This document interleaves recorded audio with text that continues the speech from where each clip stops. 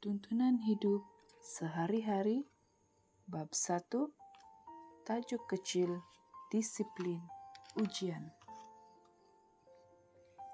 Untuk menghidupkan kehidupan seperti itu, untuk menggunakan pengaruh yang demikian, memerlukan usaha, setiap langkah, pengorbanan diri, dan disiplin. Karena banyak orang tidak memahami hal ini sehingga banyak orang menjadi putus asa dalam kehidupan kekristenannya.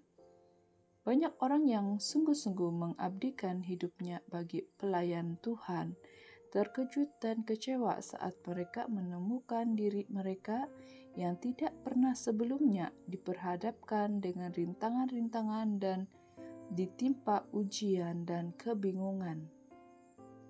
Mereka berdoa untuk memiliki karakter seperti Kristus, untuk kelayakan bagi pekerjaan Tuhan. Mereka ditempatkan dalam keadaan yang tampaknya memunculkan semua sifat jahat mereka. Kesalahan-kesalahan tersingkap di mana mereka sendiri pun tidak menyadari keberadaannya. Seperti orang Israel kuno, mereka bertanya, "Jika Tuhan menuntun kita, mengapa semua ini menimpa kita?" Adalah karena Tuhan menuntun mereka, maka semua ini menimpa mereka. Ujian dan rintangan adalah metode Tuhan untuk mendisiplinkan dan syarat-syarat keberhasilan yang ditentukannya. Ia membaca hati manusia, mengetahui karakter mereka lebih daripada mereka mengetahui diri mereka. Ia melihat bahwa sebahagian orang mempunyai kuasa dan kepribadian. Bila diarahkan dengan benar, dapat digunakan untuk memajukan pekerjaannya. Dalam pemeliharaannya, ia membawa orang-orang ini pada posisi yang berbeda dan keadaan yang beragam, yang mana mereka dapat menemukan cacat dalam karakter mereka yang tersembunyi dari pengetahuan mereka. Ia memberi kesempatan untuk memperbaiki cacat-cacat ini dan melayakkan diri mereka untuk pekerjaannya. Seringkali ia mengizinkan api kesengsaraan menyerang mereka sehingga mereka dapat dimurnikan. Kepastian bahwa kita dipanggil untuk menanggung godaan menunjukkan bahwa Tuhan Yesus melihat dalam diri kita sesuatu yang berharga untuk dibentuk.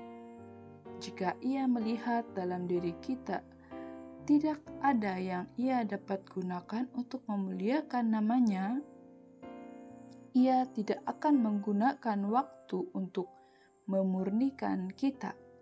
Ia tidak akan melemparkan batu yang tidak berharga ke dalam perapiannya. Hanyalah biji logam yang berharga yang dimurnikannya. Pandai besi menempatkan besi dan baja ke dalam api untuk mengetahui seperti apa logam itu. Tuhan mengizinkan orang-orang pilihannya untuk ditempatkan di dalam dapur kesengsaraan untuk membuktikan sifat apa mereka dan apakah mereka dapat dibentuk untuk pekerjaannya. Tukang periuk mengambil tanah liat dan membentuknya sesuai dengan kehendaknya. Dia meremes dan membentuknya.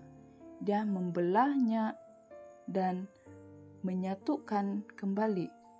Dia membasahinya kemudian mengeringkannya. Dia membiarkan tergeletak untuk beberapa saat tanpa menyentuhnya. Ketika telah benar-benar lunak, ia melanjutkan pekerjaan membuat sebuah bejana. Dia membentuknya dan dengan roda putar dia memotong dan memolesnya. Dia mengeringkannya di bawah sinar matahari dan membakarnya dalam tungku. Dengan demikian itu menjadi sebuah bejana yang layak untuk digunakan.